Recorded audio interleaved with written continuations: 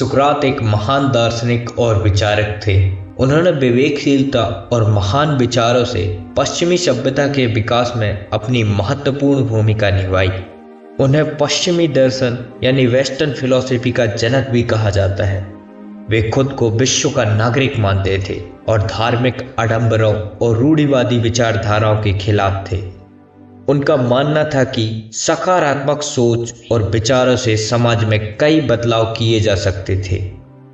उन्होंने धार्मिक सिद्धांतों के बजाय मानवीय आधार पर एक नैतिक प्रणाली स्थापित करने की कोशिश की।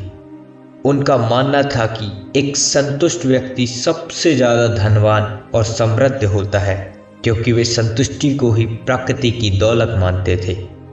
उनके कुछ ऐसे ही विचार जीवन के प्रति सकारात्मकता पैदा करने वाले हैं। वहीं सुकरात के विचारों को जो अनुसरण करता है उसको जीवन में समृद्धि और तरक्की हासिल होती है।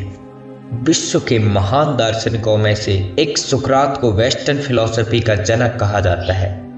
उनका मानना था कि हर व्यक्ति की आत्मा अमर होती है, लेकिन जो व्यक्ति नेक होते हैं उनकी आत्मा दिव्य और अमर होती है। इसके साथ ही उन्होंने अपने महान विचारों से लोगों को सकारात्मक जीवन जीने के लिए प्रेरित किया है। सुकरात का मानना था कि एक जिंदगी नहीं बल्कि अच्छी जिंदगी मायने रखती है। उनके ऐसे ही विचार जिंदगी में सफल होने की प्रेरणा देते हैं। सुकरात विश्व के महान दार्शनिकों में से एक होने के साथ साथ एक अच्छे योद्धा भी थे, जिन्होंने एथेंस के लिए कई लड़ाइयाँ लड़ी हैं।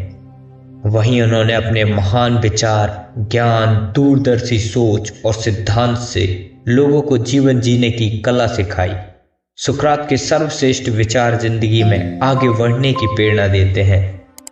सुकरात का मानना था कि मूल्यहीन व्यक्ति केवल खाने पीने के लिए जीता है, जबकि मूल्यवान व्यक्ति केवल जीने के लिए खाते और पीते हैं। अपना समय औरों के लेखों से खुद को सुधारने में लगाइए, ताकि आप उन चीज़ों को आसानी से जान पाएं जिसके लिए औरों ने कठिन मेहनत की है। वो सबसे धनवान है जो कम से कम में संतुष्ट है, क्योंकि संतुष्टि प्रकृति की दौलत है। झूठे शब्द सिर्फ खुद में बुरे नहीं होते, बल्कि वो आपकी आत्मा को भी बुराई से संक्रमित कर देते हैं। मृत्यु सामान्यतः मानवीय वरदानों में सबसे महान है,